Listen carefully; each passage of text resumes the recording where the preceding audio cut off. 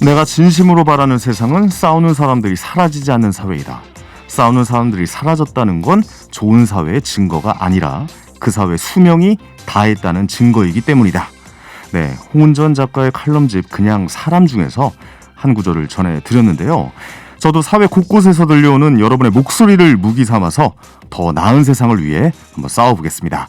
자, 여러분의 목소리로 우리 사회의 생명력을 불어넣는 본격 시민 우대 방송 5월 18일이죠. 네, 천만의 말씀 황현입니다. 지금부터 시작합니다. 오늘은 신군부에 맞서 민주주의를 외친 5.18 민주화운동 41주년이 되는 날입니다. 미얀마군은 민간 마을에 포격을 가하고 계엄령까지 선포하고 나섰습니다. 지금도 트라우마에 시달리는 이 광주의 어머니들이 더 이상 미얀마인들의 죽음을 보고 있을 수 없다며 행동에 나섰습니다. 네, 1980년 5월 이 빛나는 계절에요. 위대한 시민들이 세상을 바꿔 놓았습니다. 5.18 광주로부터 퍼져나간 저항과 참여, 연대의식은요, 이 오늘날까지 세계 곳곳에서 중요한 민주화 운동의 사례로 손꼽히고 있죠. 미얀마 국민들에겐 희망이 또 되고 있는데요. 41년 전에 이 목숨 걸고 피워낸 이 민주화의 꽃을 지금의 내가 또 우리가 잘 갖고 나가고 있는지 한번 생각해 보게 됩니다. 네, 천만의 말씀 황현입니다. 오늘은 5.18 민주화 운동 41주기를 맞아서 좀 특별한 시간으로 준비를 해봤는데요. DMZ 국제 다큐멘터리 영화제에서 진행 중인 5.18 민주화운동 기념 기획전을 기획한 강진석 프로그래머님, 그리고 상영작인 다큐멘터리 손기억 모자이크를 연출한 박은성 감독님 오늘 자리로 한번 모셔봤습니다. 안녕하세요. 안녕하세요. 네, 반갑습니다. 그 박은성 감독님께서는 지금 잠깐 도로 사정으로 인해서 오늘 좀 늦어지시는 것 같습니다. 좀 양해 부탁드리고요. 오늘 참 차가 많이 좀 밀리네요. 네, 그런 것 같습니다. 그렇습니다. 먼저 우리 듣고 계신 청취자분들에게 우리 인사 좀 드릴까요? 네, 다시 한번 인사드립니다. DMZ 국제 다큐멘터리 영화제 프로그래머를 맡고 있는 강진석이라고 합니다. 네, 반갑습니다. 자, 말씀 나누는 동안 여러분의 참여 기다리고 있습니다. 여러분에게 5.18은 과연 어떤 기억으로 남아있는지 저에게 보내주셔도 좋고요. 나와 계신 두 분에게 전하고 싶은 이야기, 또 민주화 운동과 관련해서 하시고 싶은 말씀들이 많으실 것 같아요. 예, 이런 분들은 저에게 문자 보내주시기 바랍니다. 50원의 유료 문자 샵 0951, 샵 0951번 이용하시면 되겠고요. TBS 애플리케이션 실시간 댓글 통해서도 참여하실 수 있겠습니다. 또 유튜브 TBS FM 채널 통해서 보이는 라디오도 지금 현재 함께 하실 수 있으니까요. 많은 참여 부탁드리겠습니다.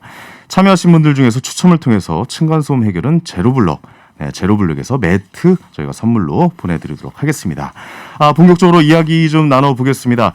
이 강진석 프로그램님이 그 DMZ 국제 다큐멘터리 영화제 공식 유튜브 채널 통해서 5.18 민주화운동 기념 기획전이 진행이 되고 있는 걸로 알고 있는데 직접 기획을 하신 걸로 알고 있거든요. 네, 맞습니다. 이 내용을 좀 저희가 알 수 있을까요? 예. 저희 영화제는 보통 오프라인으로는 매년 9월에 진행이 됩니다. 그런데 작년부터 이제 코로나 시국을 맞아서 매달 혹은 비정기적으로 온라인을 통해서 관객들에게 다큐멘터리 의미 있는 다큐멘터리 영화를 소개하는 그런 어떤 기획전을 열고 있습니다. 네네. 저희 랜선 영화관이라는 프로그램인데요. 이제 지난 4월에는 세월호를 주제로 한 다큐멘터리들을 소개했고 이번에는 5월을 맞아서 최근에 아까 서두에서도 말씀하셨던 것처럼 미얀마라든지 이런 상황으로 그 5.18의 의미가 다시 부각이 되고 있지 않습니까? 그래서 5.18을 기념하는 다큐멘터리들을 기획하게 되었습니다. 어떻습니까? 주변의 반응들도 좀 궁금해요. 이 5.18 기획을 해서 이렇게 영화제를 열고 계시잖아요. 네네. 주변 반응이 어떻습니까? 사실 영화 올해 지금 개봉 극장에 가시면 뭐 이문순 감독님이라든지 또 안성기 배우가 나오는 또 아들의 이름으로 같은 또 5.18을 기념하는 작품들도 많이 상영되고 있어요. 그런 영화들과 함께 사실 평소에 보기 힘든 단편 다큐멘터리들을 저희가 이제 소개한다는 점에서 좀 관심을 갖는 분들이 좀 계십니다. 단편 다큐멘터리라고 하면 몇 분 내외 정도입니까? 그러면? 보통 짧게는 한 10분, 15분부터 뭐 조금 이번에는 중편도 있어서 그건 한 40분, 40분 정도? 39분 정도 되는 것 같아요. 시간 되실 때 들어가셔서 한번 관련된 다큐멘터리 한 번씩 보시는 것도 굉장히 좀 의미가 있을 것 같습니다. 예, 저희 유튜브 채널이니까 언제든지 뭐 이동하시면서 차 안에서 편하게 보실 수 있습니다. 그렇습니다. 이 상영작을 보면은 모두 80년 이후에 출생한 이 포스트 5.18이죠. 예, 5.18 세대들의 감독들이 만든 작품들이더라고요. 네, 맞습니다. 근데 이게 뭐 연령대가 뭐 크게 중요하지는 않겠습니다만은 그래도 뭐 특별한 좀 이유가 있을까요? 경험한 세대는 아니고 약간 지나서 이게 간접적으로 경험한 세대잖아요. 그렇죠. 예. 예, 사실 작년이 2020년이 5.18 40주년이었죠. 그래서 영화계에서도 그렇고 사회적으로 5.18을 기념하는 5.18 민주화 운동을 기념하는 다양한 행사들도 있었고 영화들도 많이 이제 만들어지고 소개가 기획전 같은 것들도 많이 진행이 됐습니다.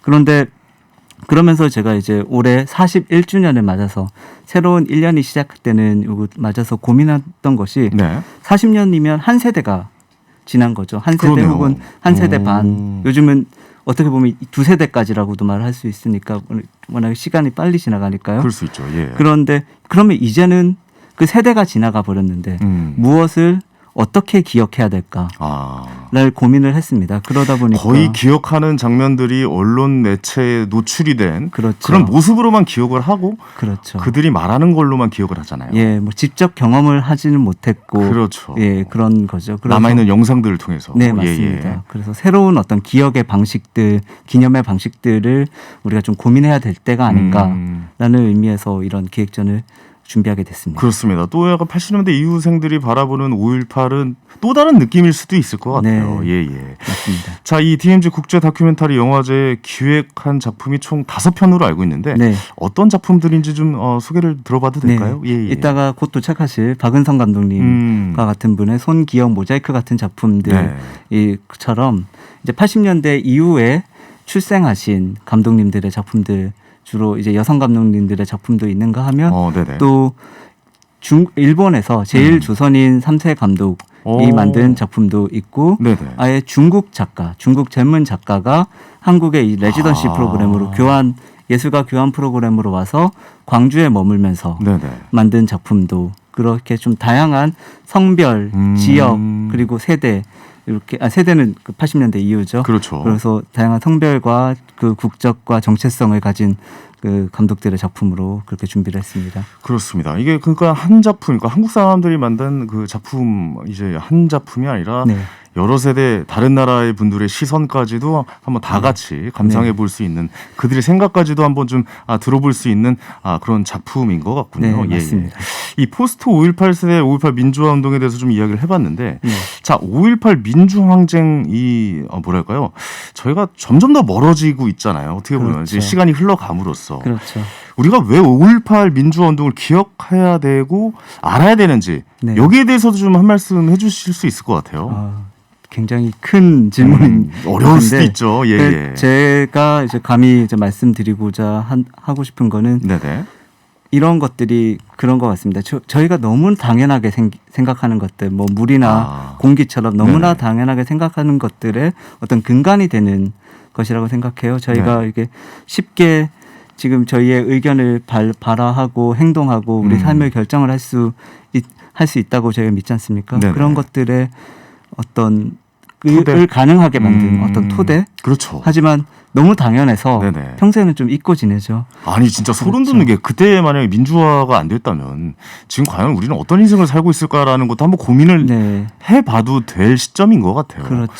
우리가 지금 입고 있는 옷, 뭐 행동, 문화 이런 모든 것들, 누릴 수 있는 이 모든 것들이 정말 이게 우리가 누릴 수 없는 것이 될 수도 있겠다라는 생각도 한번 해보게 되거든요. 뭐 어쩌면 지금의 대한민국 굉장히 다들 자랑스러워하는 이런 위상 자체도 그럴 수 있죠. 세계에 나가면 너무나 당연하게 민주화된 선진국으로 생각을 하지 않습니까? 근데 그게 과연 당연한 것이었을까라고 생각하게 되는 거예요. 그러네요. 저도 오늘 좀 생각을 좀 깊게 해볼 수 있는 하루가 되는 것 같습니다. 자, 문자가 또 계속 오고 있는데요. 6647님께서 피해자는 있는데 사과는 그리고 가해자는 없네요. 이제라도 사과를 좀 했으면 좋겠습니다라고 또 문자 보내주셨습니다. 당사자들의 사과는 아직까지도 뭐 명확하게 좀 들려오는 건 없는 것 같습니다. 자, 1967님께서 저는 고향이 서울입니다. 5.18은 국민학교, 그러니까 지금 초등학교죠. 저희 땐 국민학교였으니까요. 국민학교 다닐 때 아현 성당에서 엄마하고 성당 모니터 화면으로 본 기억이 나네요라고 보내셨습니다. 이렇게 그 성당 모니터로도 접하신 분이 있으신가 봐요. 그게 당시에 광주 비디오라는 것이 있었죠. 당시에 워낙에 정부의 통제가 삼엄하다 보니까 뉴스에서는 전혀 다른 얘기만 나오고 없었죠. 있었잖아요, 사실. 그래서 택시 운전사에 나왔던 미르겐 힌츠페터 같은 분들도 있었고 네네. 당시에 이제 광주 지역에서 있던 청년 단체나 이런 분들 특히 가톨릭 아까 성당 말씀하셨는데 그렇죠. 가톨릭 단체에서 그런 비디오를 만들어서 그 실상을 알리는 역할을 좀 주도적으로 했었던 거죠. 어떻게 그렇죠. 보면 한국 다큐멘터리 역사의 한 획을 그 담당하고 있는 그런 것이라고 할 수 있죠. 어떻게 보면 이제 다큐멘터리 시작이라고 볼 수도 있는 그런 상황이네요. 거죠. 예, 예. 예. 아니 저도 기억이 나는데 저는 뭐 직접적으로 경험해보자. 그러니까 서울에 계신 분들은 어떻게 느끼셨을지 모르겠어요. 언론 통제가 있었으니까 네. 제대로 이 팩트에 대해서 받아들이지 못했던 시기고 이제 나중에 알려진 거잖아요. 맞습니다. 사실 저도 그 이후에 이제 뭐 아버님이 뉴스를 보면서 저희 아버지가 뉴스를 보시면서 뭐 이런저런 얘기를 하시면서 이제 아 그런 일이 있었구나라고 어렸을 땐 알았지 이렇게 네. 시간이 좀 흐르고 나서 많은 문화를 접하고 네. 이제 매체들에서 그들의 이야기가 실제로 전해지면서 그들의 목소리를 듣고 이제 평가를 할 수 있는 그런 시기가 된 것 같거든요. 네, 맞습니다. 그때 당시엔 저도 잘 이해를 하지 못했던 그런 일이 있었던 것 같습니다. 자, 4231님께서 대학생 때 학교 본관 건물에 광주에 대한 잔인한 영상을 보고 큰 충격을 받았습니다. 네, 지금도 잊지 못해서 항상 진상 규명을 마음속에 담아두고 있습니다라고 문자 보내주셨고요. 6089님께서 광주 민주화운동을 포함해서 우리나라 현대사회에 대한 교육이 부실하다고 생각합니다. 네, 현재 젊은 세대가 5.18 민주화운동을 제대로 알고 있는지 의문이 드네요라고 또 문자 보내주셨네요. 아무래도 DMZ 국제 다큐멘터리 영화제에서 이런 점에 대해서도 좀 자세하게 설명해주는 그런 영화제가 되겠죠? 네네. 저희 영화제는 저희 DMZ라는 그 이름이 붙어 있는 것에도 알 수 있듯이 아마 네네. 짐작할 수 있듯이 저희 생명이나 평화와 뭐 소통을 이제 의 가치를 담은 다큐멘터리 영화들 그렇습니다. 많은 다큐멘터리 영화들이 사실 그렇죠. 대부분의 다큐멘터리 그렇죠. 그런 영화들을 소개하고 있습니다. 그래서 이런 분단이나 냉전이나 이런 그런 폭력의 문제를 이제 다시 좀 반성하고 되새기는 그런 다큐멘터리 영화들을 많이 만나실 수 있습니다. 알겠습니다. 자, 천만의 말씀 황현입니다. 오늘은 DMZ 국제 다큐멘터리 영화제에서 진행 중인 5.18 민주화운동 기념 기획전을 기획한 강진석 프로그래머님과 이 발음이 어렵네요. 프로그래머님. 예. 네, 프로라고 부르셔도 됩니다. 강진석 프로님과 네. 이야기 나눠보고 있습니다. 국민학교 때 학교에서 비디오를 틀어줬어요. 일주일에 한 번씩 계속 한 몇 년? 5.18에 대한 비디오였는데 머리에 확 박혀버렸다 그래야 되나? 그 막 폭력적인 공기 막 너무 혼란하고 인정사정 없이 막 때리고 밟고 사람 죽고 그러는 영상들 그 겁나는 분위기 그냥 그 폭력 자체를 받아들여 버린 것 같아요. 저는 지금 이런 생각도 작년부터 겨우 해본 거예요. 그전에는 자각하지도 못했어요. 힘들었던 기억도 내 일부니까 좀 더 용감한 사람이 되고 싶어요. 마주할 수 있는 용기가 있는 사람. 네, 박은선 감독님의 작품 손기억 모자이크 중에서 저희가 일부를 한번 짧게 듣고 왔습니다. 오늘 이 자리에 모시려고 했는데요. 안타깝게도 오늘 도로 사정이 따라주질 않네요. 그래서 저희가 특별히 전화로 지금 연결이 좀 되어 있다고 합니다. 자, 연결돼 있죠? 만나볼게요. 여보세요? 안녕하세요. 예, 박은선 감독님. 네. 네, 지금 도로 사정 어떻습니까? 네, 갓길 주차 중입니다. 아이고, 죄송합니다. 아닙니다. 아유, 이렇게 또 전화로 연결돼서 다행인데요. 우리 또 청취자 여러분께 인사 좀 부탁드릴게요. 네, 안녕하세요. 저는 손기영 모자이크를 만든 박은선 감독입니다. 네, 감독님 반갑습니다. 저희가 그 손기억 모자이크 중에 일부를 좀 짧게 들어봤는데, 이런 질문을 좀 드려보고 싶네요. 특별히 5.18 기억을 영화에 담아야겠다라고 생각하신 이유가 있으실까요? 제가 가진 기억들 중에서 네. 어떤 역사적인 가치가 있는, 제가 만들 만한 가치가 있는 기억인가, 네. 이거를 이제 교수님들하고 상의를 했는데, 제가 이제 5.18에 대한 기억을 말씀드렸을 때, 그것은 작품으로 만들 만한 가치가 있다. 라고 이제 하셔서 네. 제가 열심히 만들어 봤습니다. 그렇군요. 만들고 나서 어떠셨어요? 좀 뿌듯한 감정이 드시던가요? 아니면 좀 약간 좀 부족하네 뭐 이런 생각도 좀 드시던가요? 제가 그거를 만들면서 네. 이제 저는 어렸을 때 그 5.18에 대한 폭력적인 이미지에 너무 노출이 돼서 그렇군요. 좀 오히려 그걸 외면하고 사는 사람이었거든요. 오히려 기억에서 지우고 싶은 네네. 그런 내용이었군요. 네네네. 네, 그런데 그거를 이 영화를 만들면서 조금 이겨내보고 싶었는데 그래서 광주도 다시 찾아가보고 그 5.18 묘지 쪽에도 다시 가봤는데 네, 어떠셨어요?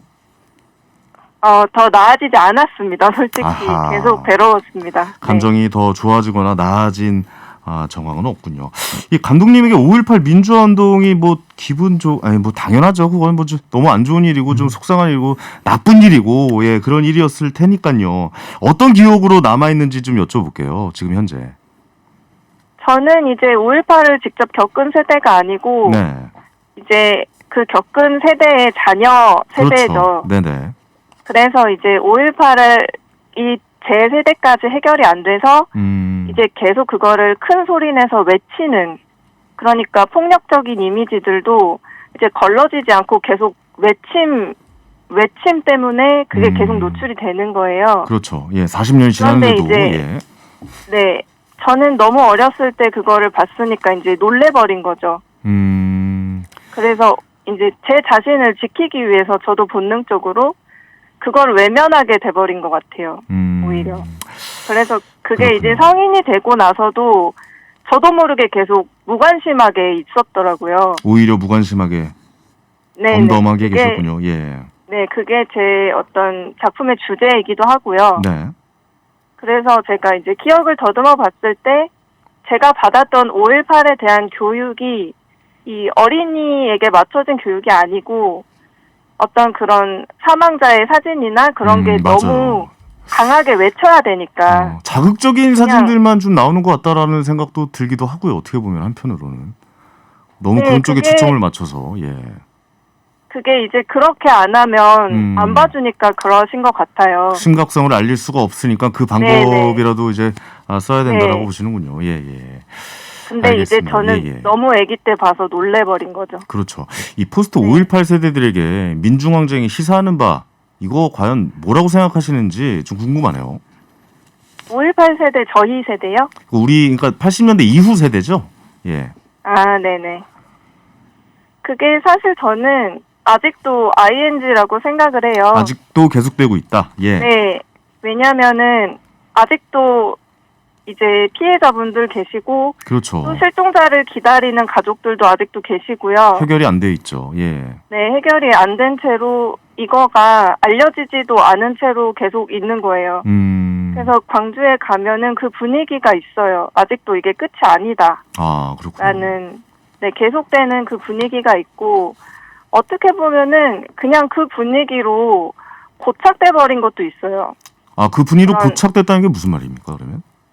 그러니까 그런 이제 피해를 당한 분들의 이제 뭔가 신체적으로 손상된 사진들이 너무 이제 외치려고 알리려고 하다 보니까 여기저기 붙어 있어요. 맞아요.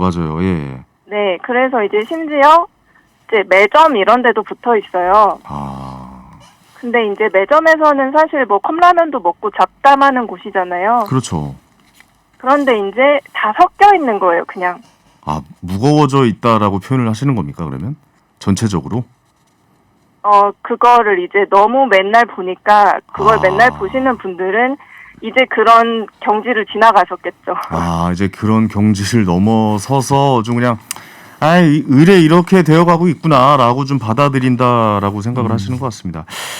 글쎄요, 이게 좀 어떤가요? 좀 아직도 이게 변화가 없어요. 근데 사실 변화가 있었으면 좋겠다라는 게 우리의 바람이고, 사실 그런 변화의 시작을 이렇게 다큐멘터리나 이런 영화나 감독님이 만들어서 대중들에게 알리는 것도 큰 힘이 되는 것 같은데, 앞으로 이 지점에 대해서도 계속 좀 문제 제기를 하시면서 영상을 제작할 계획이십니까? 어떻습니까? 이제 그 다큐로 제가 생업을 할 수는 없어서 이제 생업이 바쁜데 제가 기회가 되면 만들 생각이 아주 많이 있고요. 네네. 좀 저 거기는 해결이 되고 좀 더 좋은 방향으로 정돈을 해주고 싶어요. 아, 정돈을 좀 해주고 싶다. 네네네. 알겠습니다. 마지막으로 관객들이 이번 작품을 어떻게 좀 봐주길 바라시는지, 뭐랄까, 감상 포인트라든가 요 점을 좀 봐주셨으면 좋겠다. 어떤 게 있을까요? 저는 이제 제가 가진 그 괴로운 기억들을 나름대로 이제 제가 미대생이었으니까 네네. 미술 치료로 나름대로 시도를 했던 거예요. 네네. 제가 작품에서 이제 힘든 얘기를 할 때 이제 그냥 맨입으로 얘기하면 너무 힘드니까 네. 그림을 그리면서 말해보고 또 이렇게 차력을 만들면서도 말해보고 그런 것들이 영상에 나오거든요. 그렇군요. 예. 네, 그래서 어떤 이런 고통을 마주하기가 너무 힘들면 좀 미술적인 방법도 있다. 그리고 아직 정돈되지 않은 그런 고통의 그런 기억들을 좀 미술로서 좀 더 이제 인간에게 좀 더 괜찮게 될 수 있지 않을까 하는 게 이제 제 생각이었습니다. 알겠습니다. 그러니까 이 고통에 대해서 사실 어떻게 보면 이 다큐멘터리에서 치료하는 방법까지, 그러니까 이거를 잊을 수 있으면 어떻게 해야 되는지까지도 또 설명을 해주시는 것 같아요. 미술로서까지 말씀을 해주신 것 같으니까요. 예, 박은성 감독님 오늘 운전하시냐고 고생 많으셨고요. 예, 어떻게 스튜디오 오지도 못하시면 다시 돌아가셔야겠네요. 네, 그런가 봐요. 죄송합니다. 나중에 시간 되면 꼭 한번 다시 모셔볼게요. 오늘 전화 감사합니다. 고맙습니다. 네, 고맙습니다. 영화 손기혁 모자이크를 연출한 박은성 감독과 전화 연결해봤습니다. 오래 기다리셨습니다. 우리 프로그래머님. 아닙니다.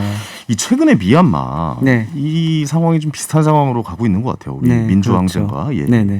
최근에 이 미얀마를 지지하기 위해서 영화인들이 또 뜻을 모으고 있다고 하죠. 네네. 지난 얼마 전에 폐막한 전주국제영화제에서 저희 영화제 한국의 영화제들이 집행위원장님들의 영화제들이 뜻을 모아서 지금 미얀마 영화인들과 미얀마의 그 시민들을 지지하는 성명을 발표하기도 했고요. 그렇죠. 저희가 그런 식으로 연대의 그 의지를 계속 표명하고 있습니다. 그렇죠. 이런 아픈 역사는 뭐 다른 민족이지만 그 반복되면은 전 세계에서 이런 일은 없어야 될 것 아니겠습니까? 그렇죠. 예, 그 힘을 모아주시고 계신 거라고 생각이 되어지고요.